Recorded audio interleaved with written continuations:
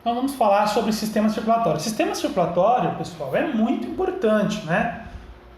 Já comentei isso com vocês. As doenças relacionadas ao sistema circulatório ou ao sistema cardiovascular, as doenças cardiovasculares, hoje estão entre as principais causas de morte no mundo. Até a pandemia de Covid-19 que nós estamos enfrentando agora, ela tem muito a ver com o sistema circulatório. Por exemplo, se sabe que um dos grandes problemas da Covid-19 é que a Covid-19 leva à formação de coágulos sanguíneos. E esses coágulos sanguíneos, eles bloqueiam a circulação sanguínea, por exemplo, nos pulmões. E isso é terrível, isso pode levar uma pessoa à morte. E existem muitas outras doenças graves do sistema circulatório e que são muito comuns hoje em dia. Por exemplo, o infarto, de miocárdio é uma doença do sistema circulatório e é uma importante causa de morte hoje em dia. Acidente vascular cerebral, seja ele hemorrágico, seja ele isquêmico, é uma doença relacionada ao sistema circulatório e é uma importante causa de morte hoje no mundo. A diabetes causa vários problemas, ela não é uma doença que começa no sistema circulatório, mas ela causa problemas no sistema circulatório. E esses problemas que a diabetes causa no sistema circulatório podem levar, por exemplo, a cegueira, podem levar, por exemplo, a problemas renais. E diabetes é uma doença bastante comum hoje em dia. E uma outra coisa assim, que é um dado triste é que já se sabe no Brasil que as doenças do sistema circulatório, elas são uma causa muito comum de morte precoce, de pessoas que morrem antes dos 64 anos de idade, considerado morte precoce.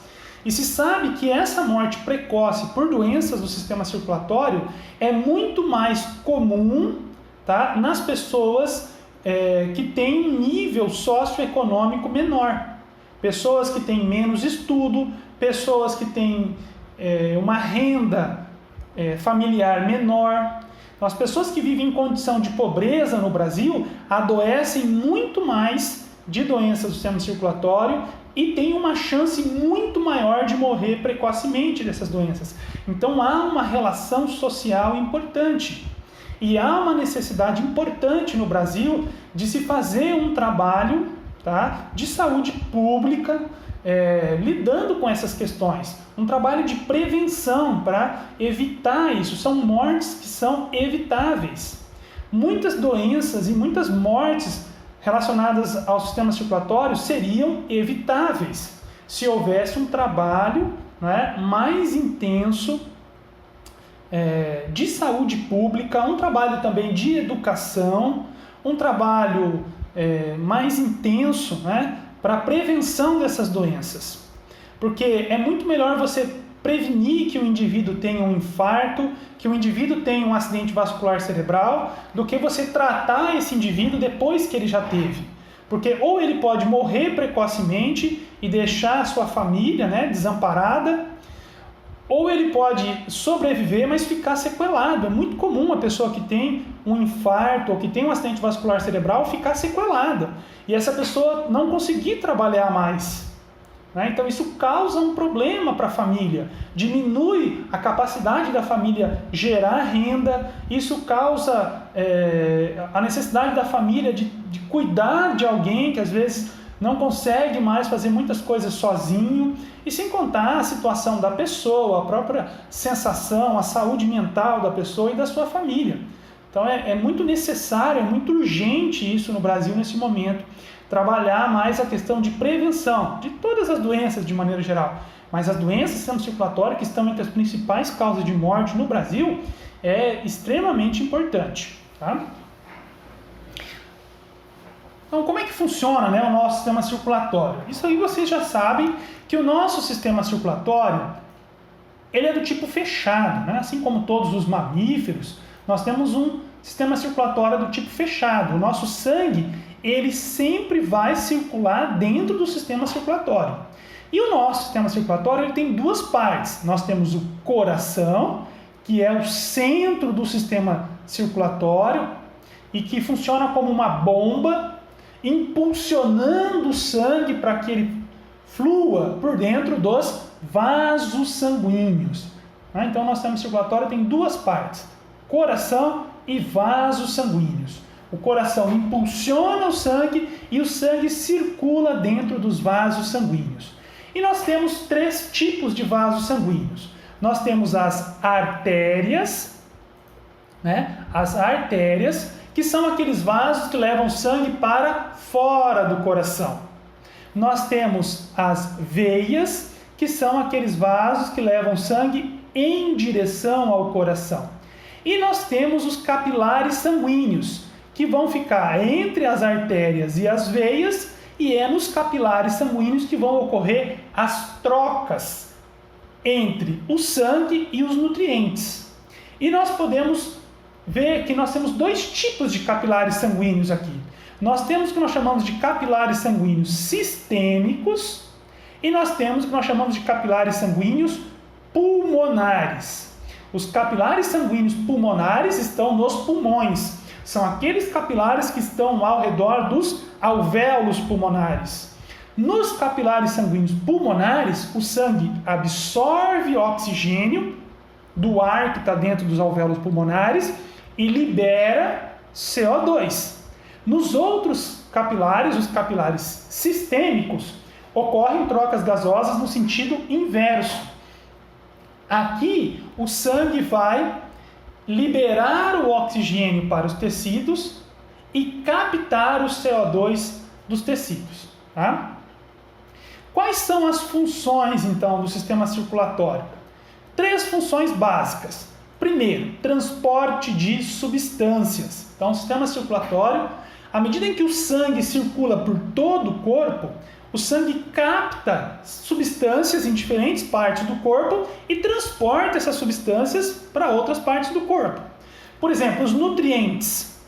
Então, os nutrientes eles são absorvidos a partir dos alimentos no intestino. Quando o sangue flui pelo intestino, ele capta, ele absorve esses nutrientes e depois ele distribui esses nutrientes pelo corpo. O oxigênio é captado nos pulmões e distribuído pelo corpo. O CO2 é captado em todas as partes do corpo e transportado até o oxigênio, até os pulmões para ser liberado.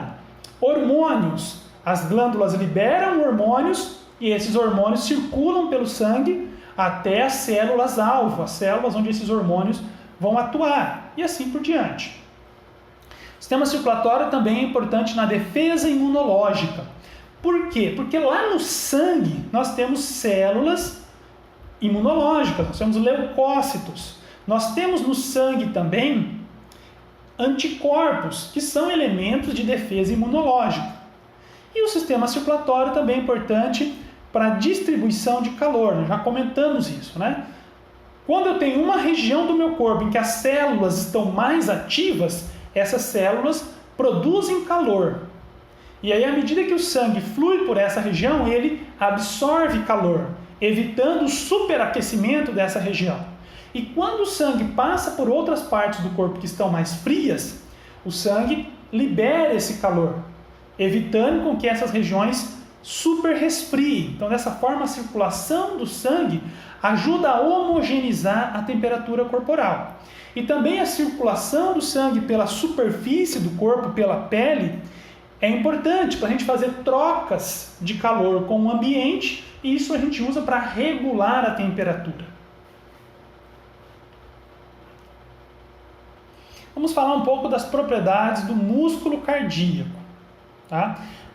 Eu disse lá, quando eu estava falando sobre o músculo esquelético, que as células de músculo esquelético, elas são alongadas e as pontas são afuniladas, Já as células de músculo cardíaco, não, elas são mais curtas e elas têm esse formato aqui, elas são ramificadas, elas são ramificadas. Outra diferença é que elas só têm um núcleo, Elas só têm um núcleo, enquanto as células de músculo esquelético têm vários núcleos. Uma outra diferença das células de músculo cardíaco em relação às de músculo esquelético é que entre uma célula de músculo cardíaco e a outra existe uma estrutura chamada de disco intercalar. Então, esse disco intercalar é uma região de conexão entre células de músculo cardíaco. Tá? Nesses discos intercalares, o que nós vamos ter? Nós vamos ter isso aqui, ó, junções comunicantes. Vocês se lembram o que são essas junções comunicantes? Também conhecidas como gap junctions. Essas junções comunicantes, elas comunicam, elas conectam o citoplasma de uma célula com o citoplasma de outra célula, de tal forma que substâncias podem fluir livremente de uma célula para outra. Então, nesses discos intercalares, as células de músculo cardíaco ficam conectadas, de forma que pequenas moléculas, como por exemplo íons, podem fluir livremente do citoplasma de uma célula para o citoplasma da outra. Tá? Além disso, nesses discos intercalares, nós vamos ter aquelas junções celulares, né? Que vão conectar uma célula a outra, para mantê-las bem fixas uma na outra. Tirando essas diferenças morfológicas que eu falei até agora, né? O formato da célula, a presença dos discos intercalares, número de célula, no restante, as células de músculo esquelético e de músculo cardíaco são muito semelhantes. Tá? As células do músculo cardíaco, elas também vão ter túbulos T. Elas também vão ter o retículo sarcoplasmático. Só que o retículo sarcoplasmático aqui, ele é menos desenvolvido do que no músculo esquelético, mas ele está presente. E ele também funciona como um reservatório de cálcio. Tá? As células de músculo cardíaco também vão ter miofibrilas. E essas miofibrilas também vão ser formadas por sarcômeros. Sarcômeros iguais aos sarcômeros do músculo esquelético. Tá? Então, nesse sentido, elas são muito parecidas. O funcionamento aqui da contração, o mecanismo de filamentos deslizante é a mesma coisa. O ciclo de contração funciona igual aqui. Tá? Uma outra coisa que a gente tem que levar em consideração é como é a inervação do coração. Nós temos que nos lembrar das aulas de anatomia que o coração é um órgão vital, é um órgão indispensável à nossa sobrevivência. Se o teu coração para de funcionar por alguns poucos minutos, você morre. Tá? Como ele é um órgão vital, ele tem que ter uma inervação, um controle, né? Que seja muito preciso e que seja um sistema o máximo possível independente de falhas, né? Assim, protegido contra falhas. Então, o coração ele tem dois sistemas de inervação. Primeiro, ele tem uma inervação extrínseca. Uma inervação intrínseca. Intrínseca. O que quer dizer intrínseca? Que está no próprio coração. Essa inervação intrínseca, ela faz parte, as células que formam esse sistema fazem parte do próprio coração. Essa inervação intrínseca do coração vai ser feita por uma estrutura, né, um conjunto de estruturas que nós chamamos de complexo estimulante do coração. E aqui estão as partes desse complexo estimulante do coração. O complexo estimulante do coração é formado pelo nó sinoatrial, pelo nó atrioventricular, pelo fascículo atrioventricular, fascículo atrioventricular e pelos ramos do plexo subendocárdico. Como que funciona isso? Então aqui está mostrando um corte do coração, aqui em cima estão os átrios, né, na base do coração. Se você tem dúvida, pessoal, de anatomia de coração, pega um livrinho lá de anatomia e releia, reveja a anatomia do coração. Tá? Eu não vou ter tempo aqui de ficar revisando a anatomia do coração. Então, lá em cima os átrios, aqui embaixo os ventrículos, o septo interventricular, aquela parede que separa o átrio direito do o ventrículo direito do ventrículo esquerdo. Então, lá no teto do átrio direito, nós vamos ter o nó sinoatrial. No assoalho do átrio direito, nós vamos ter o nó atrioventricular. Saindo do nó atrioventricular, nós vamos ter uma estrutura chamada de fascículo atrioventricular. Esse fascículo atrioventricular, ele entra no septo interventricular e ele se divide em dois ramos. O ramo esquerdo, para o lado esquerdo, para o ventrículo esquerdo. E o ramo direito, para o lado direito, para o ventrículo direito.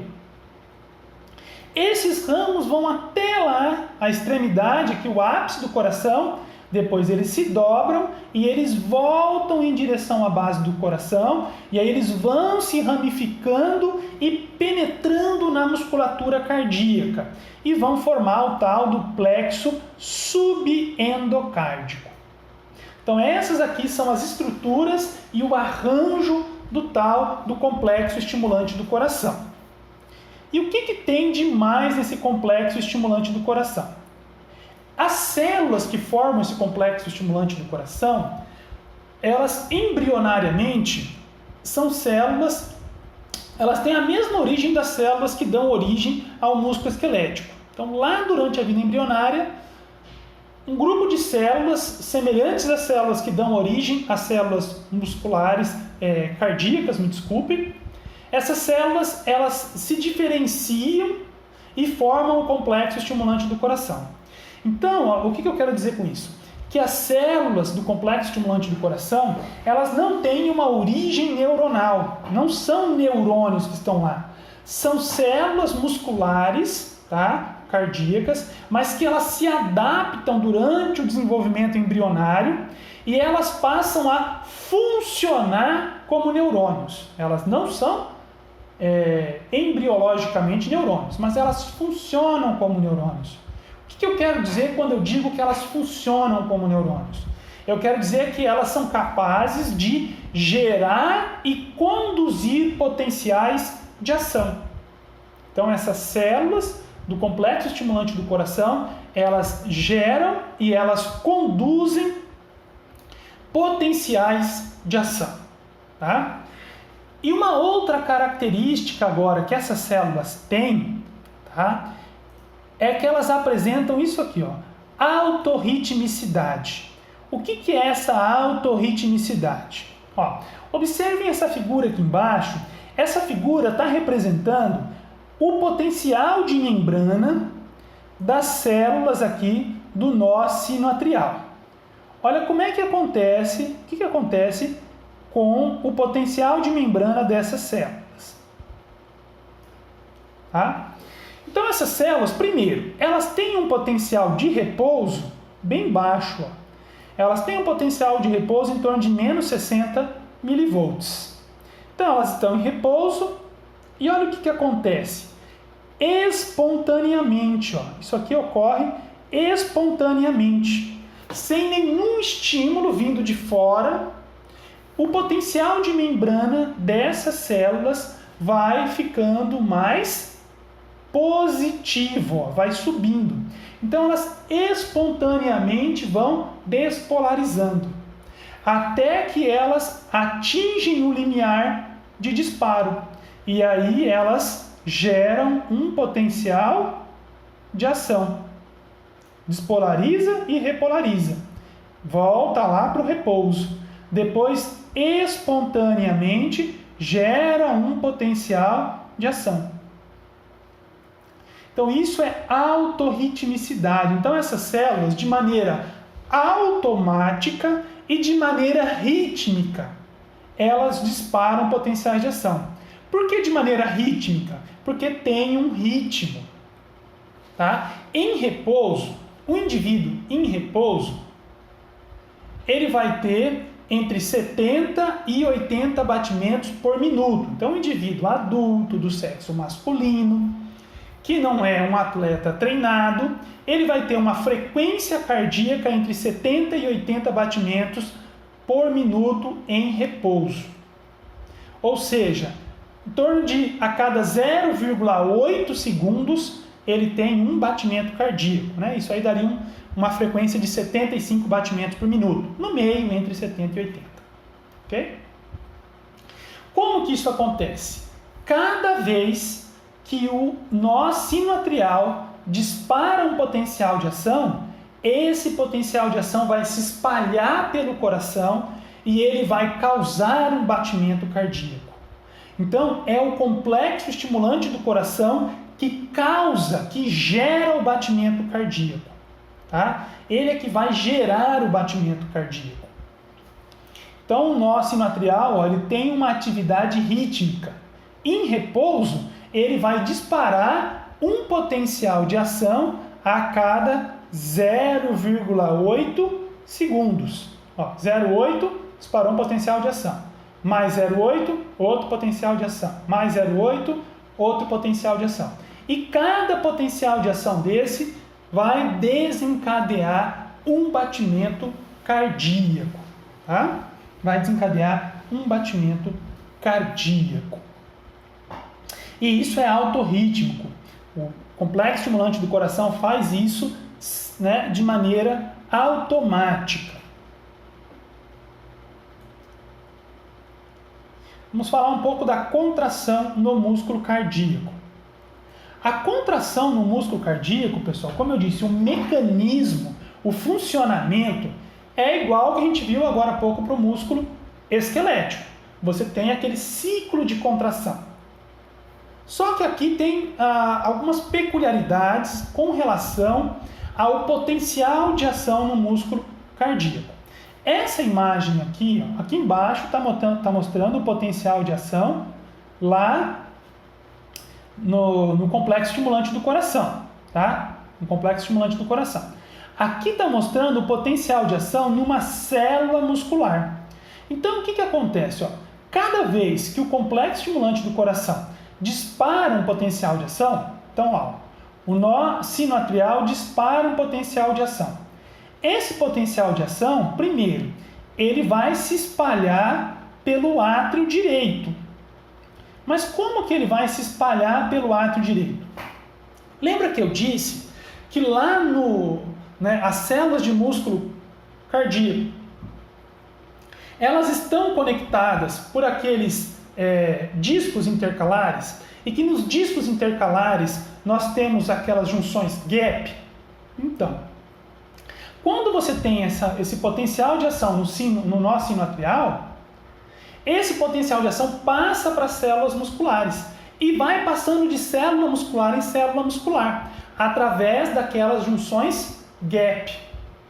Então, as células, aquelas junções gap, elas conectam as células musculares eletricamente, porque os íons que causam o potencial de ação em uma célula muscular, através da junção gap, podem passar para outra célula muscular e causar o potencial de ação naquela célula, e podem passar para outra célula muscular e causar o potencial de ação naquela célula, e assim sucessivamente.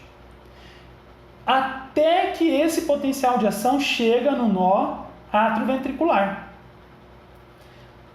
Do nó atrioventricular, esse potencial de ação vai entrar, aqui, no fascículo atrioventricular.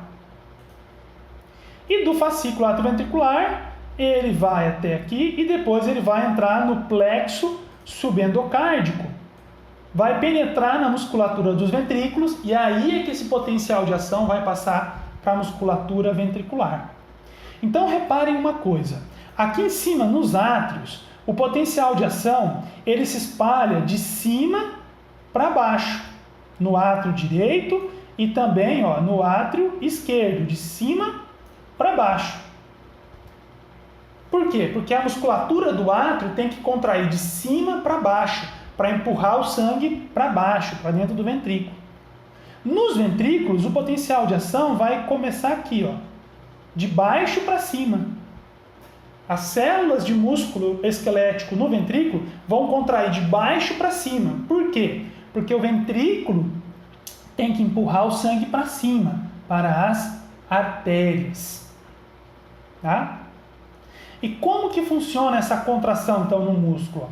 Quando o músculo, uma célula de músculo cardíaco vai contrair, o que acontece? Primeiro, a gente tem a fase de despolarização. A célula está lá em repouso. As células de músculo cardíaco têm um potencial de repouso em torno de menos 90 milivolts. Em repouso. E aí ela vai gerar um potencial de ação. Para ela gerar um potencial de ação, você tem uma entrada de sódio. Como que tem essa entrada de sódio? A propagação desse potencial de ação aqui, ó, gerado pelo complexo estimulante, causa a abertura de canais de sódio dependentes de voltagem. Então aqui a gente tem, ó, canais de sódio dependentes de voltagem. Então aquele potencial de ação disparado pelo complexo estimulante do coração causa primeiro a abertura de canais de sódio dependentes de voltagem nas células de músculo cardíaco. Quando abrem esses canais, começa a entrar sódio na célula de músculo cardíaco. À medida que vai entrando sódio, a célula vai despolarizando. Depois de um tempo, esses canais de sódio, eles se fecham. E o que a gente viu até agora? O que acontecia no neurônio? O que acontecia no músculo esquelético? O canal de sódio fechava e já abria o canal de potássio, né? Aqui não, aqui é diferente. As células de músculo cardíaco, elas têm um outro tipo de canal que nós não vimos ainda, tá? Que é um canal de cálcio controlado por voltagem. Então aqui, primeiro abre o canal de sódio, a célula despolariza. Depois abre um canal de cálcio e começa a entrar cálcio. Enquanto vai entrando cálcio, a célula de músculo cardíaco, ela permanece despolarizada. Então, esse período de despolarização no músculo cardíaco é muito mais longo do que o que a gente viu no músculo esquelético. Só depois de um tempo é que esse canal de cálcio vai fechar e vai abrir o canal de potássio, canais de potássio dependentes por voltagem.